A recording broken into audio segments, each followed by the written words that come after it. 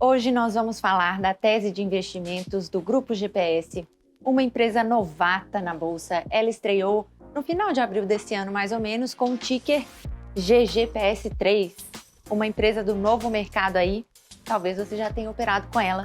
E hoje a gente vai explicar o porquê a gente está otimista em relação à tese de investimento nela e por que nós recomendamos para os nossos assinantes do Carteira Empíricos que entrem também junto conosco na tese de investimento de GPS.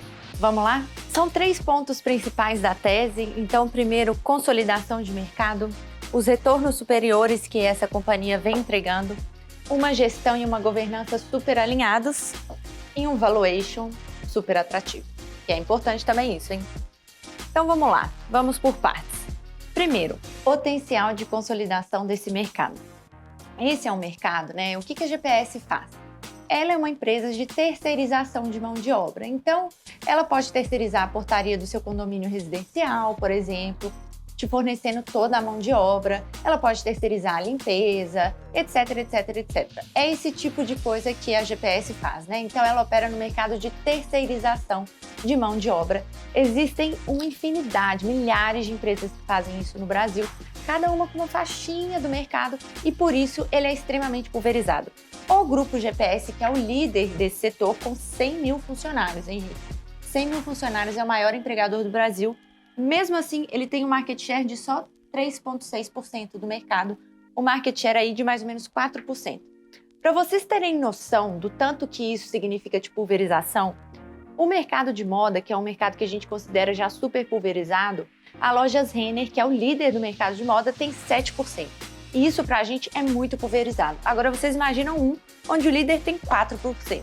Então existe um grande potencial de crescimento aqui. Tanto é que nos países desenvolvidos a gente vê que a concentração é bem maior. Então não é que vai consolidar e a gente não sabe por quê. A gente viu isso acontecendo nesse mercado em outros países. Por exemplo, no Reino Unido, os 3 maiores players têm 52% do mercado. Na União Europeia, 28%. Nos Estados Unidos, os 3 maiores, 1/4, né? 25%. E aqui no Brasil, os 3 maiores têm 7%. Ou seja, é aquela história, né, do potencial. Obviamente, a gente, né, não vai ser igual ao Reino Unido, que tem 52%, cada país é um. Mas acho que está muito pulverizado ainda. Nos últimos anos, o Grupo GPS ele entregou um crescimento impressionante de receita. De 2008 até 2020 foi mais de 30% ao ano de crescimento de receita. Isso é uma coisa espetacular. E grande parte desse crescimento se deve ao inorgânico. O que isso significa? São as fusões e aquisições que o Grupo GPS fez ao longo da história dele. Então, lá em 2003, o Grupo GPS foi fundado na década de 60.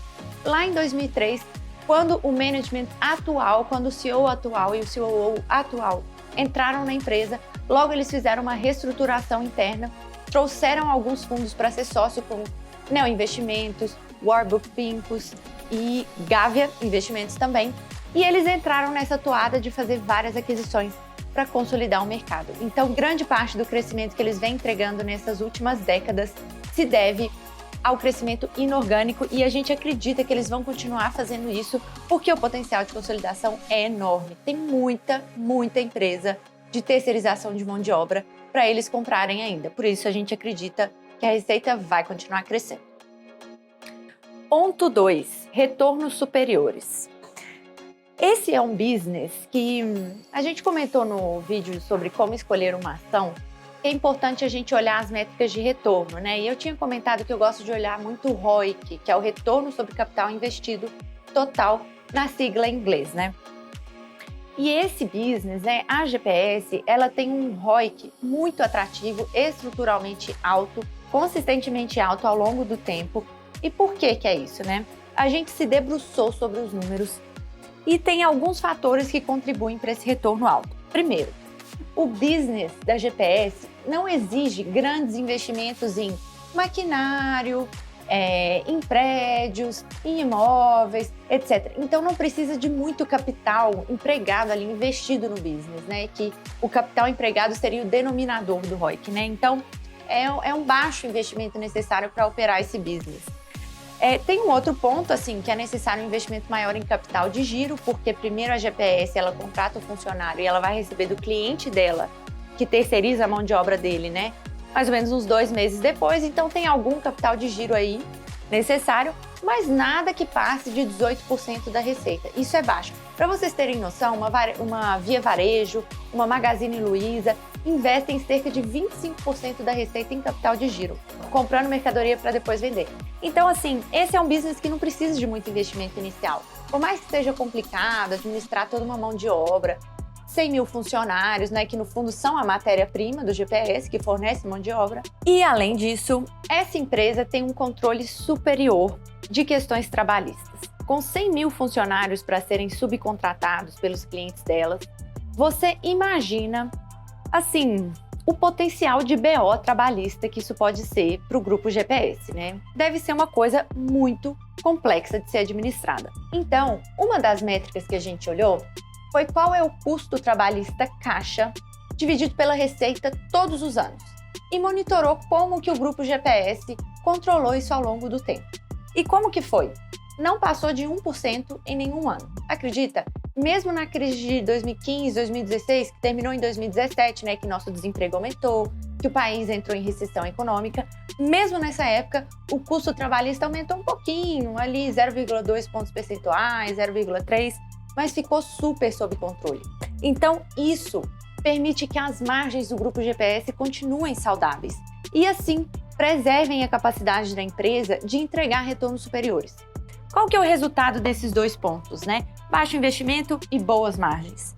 É um ROIC que fica aí na casa de 25% a 30%. Gente, esse ROIC, vou te falar, ele é muito bom. Ele é espetacular. Você sabe por quê? Pensa na Raia Drogasil, que é a maior rede de farmácias no Brasil, tem um market share aí de mais ou menos uns 15%. Eles, que operam muito bem, trabalham com ROIC aí na casa dos 15%. E isso é show para um business difícil que é o varejo. Esse aqui, que é um business mais difícil ainda, gente, esse ROIC é espetacular. Nós acreditamos que pelo controle superior de questões trabalhistas e na disciplina da alocação de capital, eles vão continuar a entregar retornos superiores. Então, bons crescimentos, bons retornos e a governança. A gente sabe que é importante olhar isso também. É uma gestão super alinhada. Então, o fundador da empresa, lá na década de 60, né, já está um pouco mais idoso, mas ele está no bloco de controle da empresa até hoje, acredita? E ele é o chairman, ou seja, o presidente do conselho de administração. Então, é uma pessoa que, além de ser dona, ele é um executivo, né, que ainda está no dia a dia ali, presidente do conselho de administração, ajudando a tocar a companhia, né? E vários dos executivos, o CEO, o COO, têm participações relevantes e também estão no bloco de controle junto com o fundador original. É uma clássica empresa de dono, como a gente gosta de chamar. E essa gestão mostrou que eles sabem entregar, né? Então, eles vêm entregando aí um crescimento médio desde 2008 de mais de 30% ao ano, retornos superiores a 25% todo ano. Então, os números falam por si só e a gente sabe que a competência deles se reflete nos números entregues ao longo dos últimos anos pela companhia.